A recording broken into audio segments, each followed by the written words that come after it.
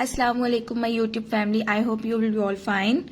I am back with another video and today we will start demonstrative pronoun. मैंने अपनी पिछली video में आपको रिफ्लेक्सिव प्रोनाउन के बारे में बताया था और आज हम लोग डिमॉन्स्ट्रेटिव प्रोनाउन स्टार्ट करेंगे.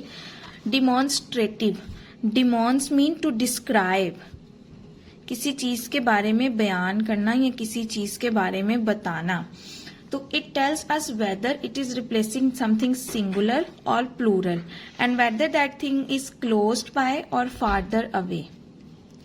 डिमॉन्स्ट्रेटिव प्रोनाउन जब किसी चीज को रिप्लेस करता है तो वो हमें ये बताता है कि वो सिंगुलर है या प्लूरल है, और ये भी बताता है कि वो चीज हमसे दूर पड़ी हुई है या हमसे नजदीक पड़ी हुई है.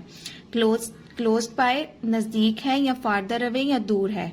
They behave either as pronoun और डिटर्मिनर्स. हम एग्जाम्पल्स इसको समझते हैं. फॉर एग्जाम्पल हमारे पास है that brownie which I ate was marvellous.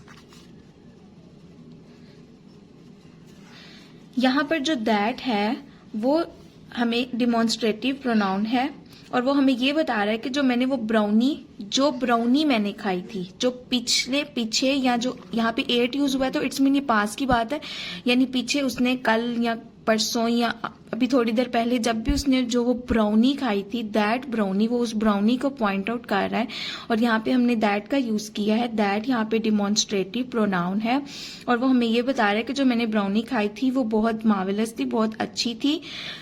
Hate that referring to something which someone just ate. यहाँ पर जो that है किसी ऐसी चीज को रेफर कर रहा है जो हमने अभी ही खाई है. अगर हम एक और एग्जाम्पल लेते हैं, जैसे These books are incredible. ये जो किताबें हैं यहाँ पड़ी हुई या जहां भी हैं वो बहुत अच्छी हैं.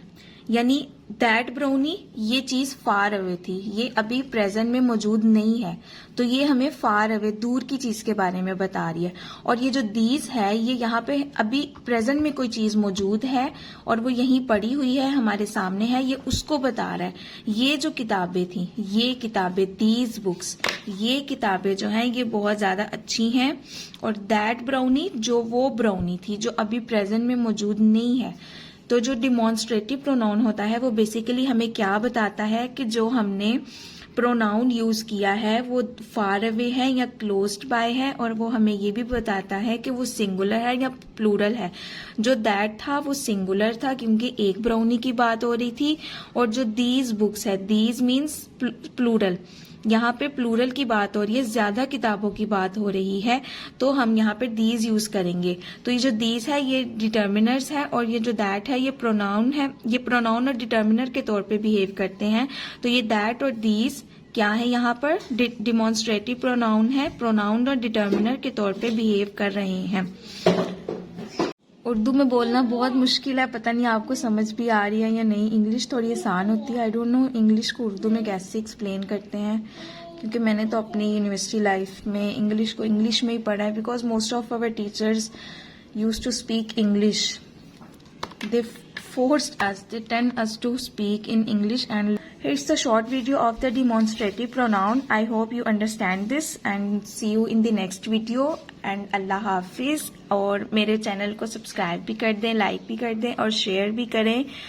और क्योंकि इसी से मुझे पता चलता है कि आप लोग मेरे लेक्चर्स को समझ पा रहे हैं या नहीं. जितना ज़्यादा सपोर्ट मिलता है उतनी ज़्यादा टीचर को भी इनकरेजमेंट होती है. Thank you. Allah Hafiz.